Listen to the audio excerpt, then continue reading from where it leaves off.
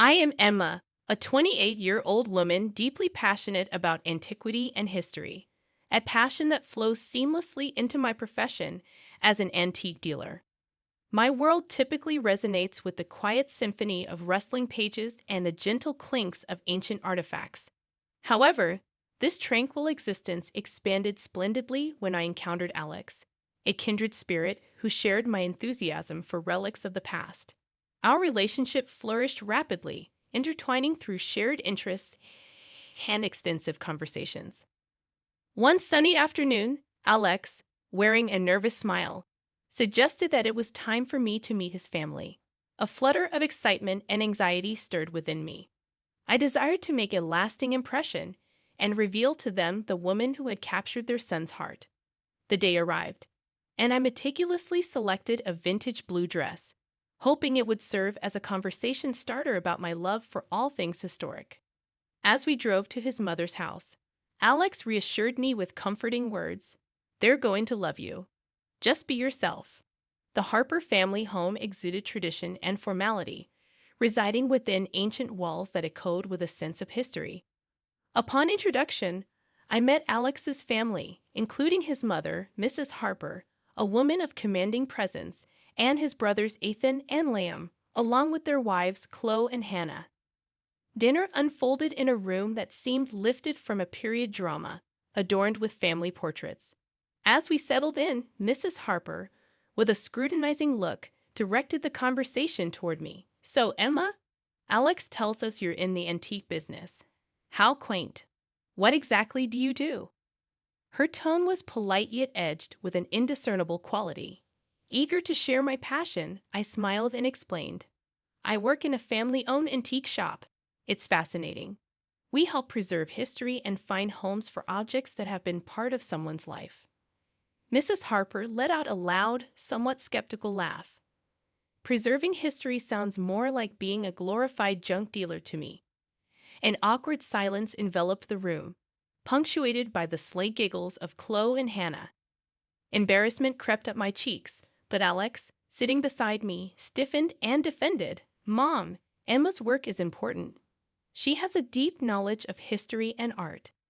Mrs. Harper waved her hand dismissively. "Oh, relax, Alex. I'm just making conversation." The dinner continued with Mrs. Harper often steering the discourse, seemingly ignoring my attempts to engage. I felt like an outsider, struggling to find my place in this unfamiliar world. After dinner, while Alex was in another room, I found myself alone with Chloe and Hannah. "So, Emma must be interesting surrounded by all that old stuff," Chloe said, her voice tinged with an indiscernible mix of sincerity or sarcasm. "Yes, it's quite fulfilling," I replied, attempting to keep the conversation light. "Every piece has its own story." Hannah smirked, adding, "Well, I suppose someone has to do it. I prefer the modern and new personally." Their thinly veiled condescension lingered, casting a pall over the rest of the evening. That night, as I lay in bed, the echoes of the evening played in my mind. The laughter, the looks, the comments, all pointed to a future where I might never quite fit in. It marked the beginning of an unexpected journey, one that would challenge my love for Alex and test my resolve in ways I never imagined. The day of our wedding was a whirlwind of emotions. Despite the initial discomfort with Alex's family, I clung to the hope that our wedding day would be different, a celebration of our love and union. I chose a classic, elegant gown, hoping to impress Mrs. Harper and just maybe bridge the gap between us. As I walked down the aisle, my heart fluttered not just with nerves about the lifelong commitment, but also with the uncertainty of fitting into Alex's family. The ceremony was beautiful, filled with laughter and tears. However, it was the reception that brought my anxieties to the forefront. As Alex and I mingled with guests, I noticed Mrs. Harper huddled with Chloe and Hannah, their heads close together in whispered conversation. Trying to shake off the uneasy feeling, I focused on the joyous occasion. Later, as we sat at the head table, Mrs. Harper raised her glass for a toast. "To Alex and Emma, may your life be as beautiful and unique as the antiques you cherish." The crowd laughed warmly, and I forced a smile. Yet Mrs. Harper's eyes held a glimmer of something else. After the toast, she leaned over to me, her voice low but clear.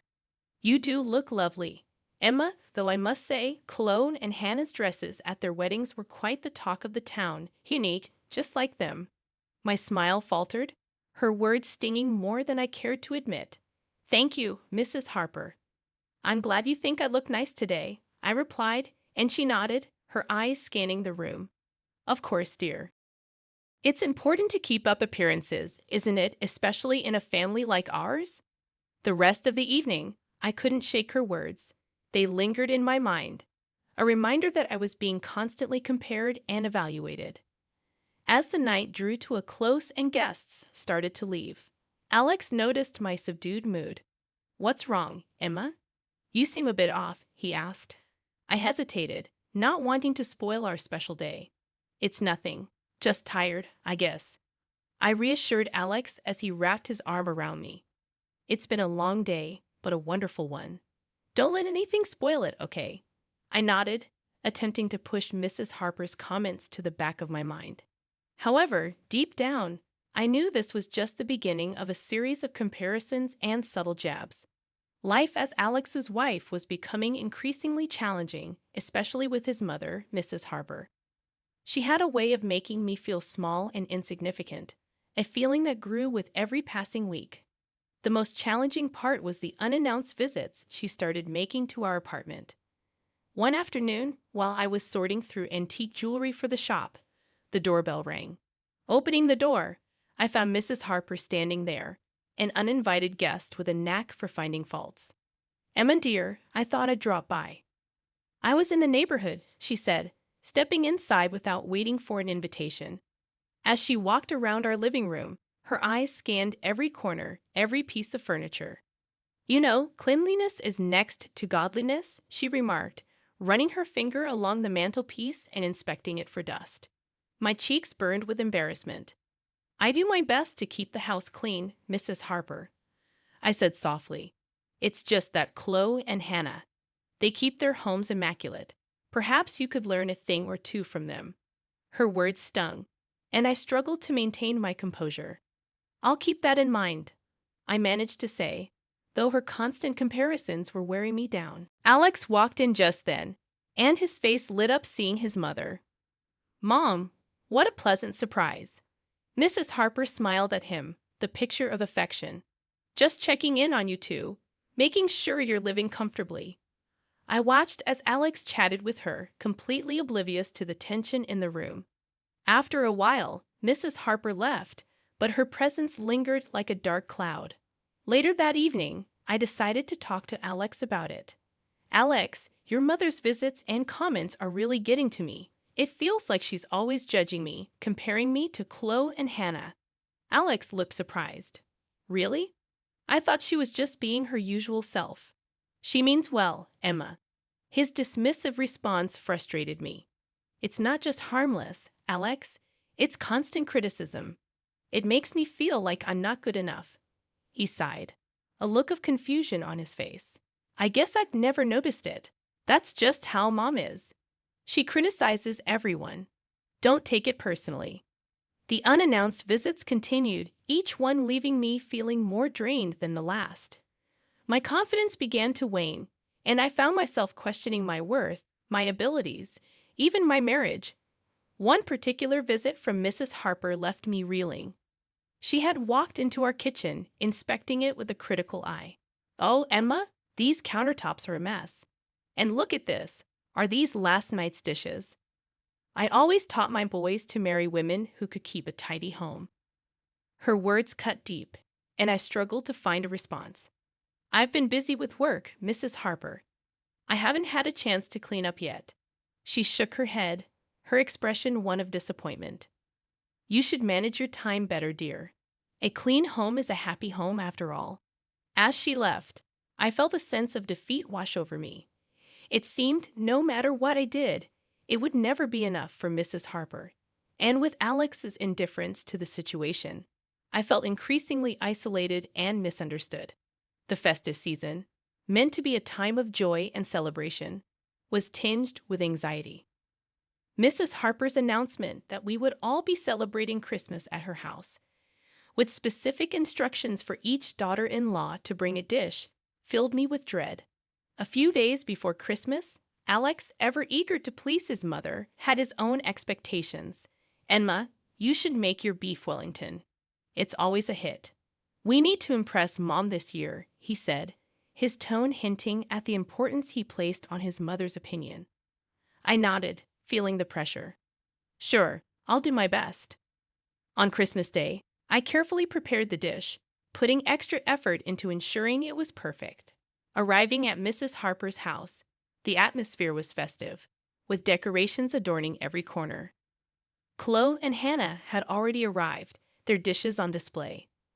As dinner commenced, Mrs. Harper began her ritual of tasting and commenting on each dish. "Chloe, this casserole is delightful, just like the one you made last year. And Hannah, this salad is so fresh and vibrant. You always know how to bring a healthy option to the table." Both Chloe and Hannah beamed under her praise, while I nervously awaited my turn. Finally, Mrs. Harper reached for a slice of my beef Wellington. The room fell silent as she chewed thoughtfully, then made a face, pushing the plate away. "This is bland, completely tasteless. Honestly, Emma, if you can't cook, you shouldn't bother trying." The room erupted in quiet giggles from Chloe and Hannah. I felt my face flush with embarrassment and hurt. Alex, seated next to me, said nothing, his eyes fixed on his plate. I tried to defend myself. "I'm sorry you didn't like it, Mrs. Harper. I followed the recipe exactly." Mrs. Harper waved her hand dismissively. "Well, next time leave the cooking to those who know how. This dish is more suited for the trash." The rest of the evening passed in a blur. I felt small and humiliated, my confidence shattered. Alex's lack of support only added to my sense of isolation. Later that night, back at our apartment, I confronted Alex. "Why didn't you say anything when your mother insulted my cooking?" "You saw how upset I was," I said, my voice rising with emotion. Alex sighed, a look of frustration crossing his face. "Emma, that's just how Mom is. She doesn't mean any harm." "You're taking this too seriously," he replied, his tone a mix of indifference and annoyance. "You need to learn to let these things go. It's not worth getting upset over." But it was worth it to me. It was about respect, about being valued and supported, especially by the person who was supposed to be my partner. The tension that had been building up over the past few months seemed to culminate as Mrs. Harper's birthday approached. Alex, ever keen to stay in his mother's good graces, insisted that we needed to outdo his brothers with our gift. "Emma, this is important to Mom. We need to give her something that stands out, something that shows we care more," Alex said one evening as we discussed gift ideas. Reluctantly, I suggested an antique vase from our shop. It was exquisite with a rich history that I thought would appeal to Mrs. Harper's taste. "It's beautiful and unique, just like her," I said, trying to sound enthusiastic. Alex scrutinized the vase, his expression uncertain. "All right, but remember how Mom reacts on you." His words stung, but I brushed them aside, hoping the vase would somehow bridge the gap between Mrs. Harper and me. On the day of the birthday celebration, we arrived at Mrs. Harper's house, the vase carefully wrapped. The atmosphere was lively, with family members exchanging pleasantries. Chloe and Hannah had already presented their gifts, both receiving warm approval from Mrs. Harper. Finally, it was our turn. I unwrapped the vase, presenting it to Mrs. Harper with a hopeful smile. "Happy birthday, Mrs. Harper. We thought this would be a perfect addition to your collection." Mrs. Harper's expression changed from anticipation to disbelief as she examined the vase. "This? You think this old piece of glass is a suitable gift?" Her voice was laced with contempt. I felt my heart sink. "It's an antique, Mrs. Harper. It has a lot of historical value." I began, but before I could say more, Mrs. Harper's anger boiled over. With a look of disgust, she hurled the vase to the ground, shattering it into countless pieces. "I don't want this junk in my house. This is an insult." The room fell silent. I stood frozen, unable to believe what had just happened. Alex, who had been standing next to me, turned and said in a low voice, "You should leave, Emma. You've upset my mother enough." His words were like a final blow, stripping away any remaining hope I had of fitting into his family. Without a word, I turned and walked out of the house, the sound of the shattered vase echoing in my ears. Back at our apartment, I packed a few essentials, my mind racing with the events of the evening. I left the divorce papers on the kitchen table, a silent message to Alex that I could no longer endure this life. Later, when Alex called, his tone was incredulous. "Emma, you can't be serious. This is just a misunderstanding." But my decision was firm. "No, Alex, it's not a misunderstanding. It's the reality of how your family treats me and how you let them. I can't live like this." Leaving Alex and the life I had tried to build with him was one of the hardest decisions I had ever made. But after the debacle at Mrs. Harper's birthday, I knew it was the only choice I had if I wanted to preserve my dignity and self-worth. I hadn't even finished unpacking in my new apartment when my phone rang. It was Mrs. Harper. "Emma, you never were a good match for my Alex. Just a junk dealer with no taste and no respect for your elders." I felt my heart sink as soon as I answered. I held the phone away from my ear, her harsh words echoing in my quiet living room. "Mrs. Harper, I think it's best if we don't speak to each other." I tried to keep my voice calm. She scoffed. "You could have learned a thing or two from Chloe and Hannah. They are the ideal wives for my sons. They understand family values." I hung up the phone, her words leaving a bitter taste in my mouth. The call was a painful reminder of why leaving was the right decision. However, what I didn't expect was running into Chloe and Hannah just a few days later at a local coffee shop. "Oh, look, it's Emma. How's the junk business?" Chloe taunted as they approached my table. Hannah chimed in with a sly smile. "We heard about the divorce, you know. You just had to play the game, make Mrs. Harper happy, laugh at her jokes. It's not that hard." Their words stung, but I was no longer the woman who would take this silently. "I'm not like you two. I don't giggle and fawn over someone for personal gain. I have my integrity." Chloe laughed mockingly. "Integrity won't get you a nice inheritance." Hannah nodded in agreement. "Exactly. It's all about playing smart, Emma. You just didn't get it." I looked at them, two women who had surrendered their self-respect for material gains. "Enjoy your game, then. I prefer to live a life where I don't have to lose myself for someone else's wealth." I left the coffee shop with a newfound sense of clarity. Their candid admission was shocking but not surprising. It reaffirmed my belief that I had made the right decision. Though the road ahead was uncertain and possibly challenging, I knew that I had chosen a path that upheld my values and respect for myself. Months had passed since I left Alex, and life had settled into a new, peaceful rhythm. I was at my antique shop, engrossed in restoring a vintage clock, when I overheard a couple of regular customers gossiping. "Poor Mrs. Harper, all alone with her health failing. None of her family wants anything to do with her," one said. "Yes, I heard she's been complaining that her sons and their wives have abandoned her," added the other. Their words stirred a mix of emotions in me, but pity wasn't one of them. The next day, as I was sifting through some old letters in the shop, my phone rang. The caller ID showed Mrs. Harper's number. Taking a deep breath, I answered. "Emma, it's me, Mrs. Harper. I'm ill, very ill. No one is here to help me, not even my own sons." Her voice was weak, quivering with a blend of desperation and self-pity. "I'm sorry to hear that, Mrs. Harper. But why are you calling me?" "I'm no longer part of your family," I replied, my tone neutral.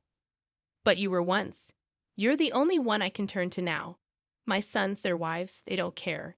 They insult me, ignore me," she said, her voice cracking. I couldn't help but let out a short laugh. "Mrs. Harper, do you remember how you treated me, how you insulted and belittled me at every turn?" There was a pause on the other end, and then she said, "But I'm family. You have a duty to help me." "No, Mrs. Harper, I had a duty to your son, which ended when our marriage did," I responded, my patience wearing thin. "And let's not forget the antique vase you smashed at your birthday. That vase was worth thousands that you owe me," I added firmly. There was a sharp intake of breath from her end. $5,000. "I don't have that kind of money." That's not my problem, Mrs. Harper. You should have thought about that before you destroyed it, I replied. The call ended shortly after, with Mrs. Harper's pleas turning into bitter mumbles. I hung up the phone, feeling a mixture of relief and sadness. Mrs. Harper was reaping the consequences of her actions, alienated by her own family due to her harsh and critical nature. Life after my divorce from Alex had settled into a peaceful routine centered around the antique shop, which had become my sanctuary. I was content in my little world of timeless treasures until one autumn day brought an unexpected twist. While enjoying a quiet cup of coffee at a local cafe, I overheard a conversation between two patrons. Poor Mrs. Harper, one said, her own children sent her to a nursing home against her will. Can you imagine? The irony of Mrs. Harper's situation wasn't lost on me. The woman who once wielded control over her family, with sharp words and criticisms, was now at the mercy of their decisions. A few days later, fate played its hand as I walked down a bustling street, lost in thought about an upcoming auction. I bumped into someone. It was Alex, his face twisted into a look of contempt upon seeing me. "Emma, the ungrateful," he sneered, quietly yet with venom in his voice. Taken aback by his bitterness but not intimidated, I responded, "Ungrateful. That's a bit rich coming from you, Alex." "What's that supposed to mean?" he retorted, his voice rising. Realizing we were attracting attention, I decided it was time to set the record straight. "Well, considering you and your brothers put your mother in a nursing home, refusing to care for her, you're hardly one to talk about gratitude." His face flushed with anger and embarrassment as passers-by began to take notice. "That was a family decision. You have no right to judge," he shot back. "I have every right when you call me ungrateful," I shot back. "Seems to me like you abandoned the woman who needed you most.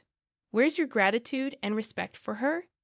Alex's expression faltered, a mix of shame and anger.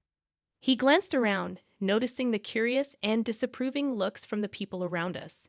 Without another word, he turned on his heel and hurried away, leaving me standing there, a mixture of relief and triumph washing over me. I continued my walk, the encounter leaving me with a sense of closure. The final chapter with Alex and his family had ended not with a whimper, but with a revelation of their true colors. Later, as I sat in my cozy apartment surrounded by relics of the past, I reflected on how much I had grown. The Emma who once sought approval and acceptance from Alex and his family was gone. In her place was a woman who knew her worth, who stood her ground, and who no longer tolerated disrespect.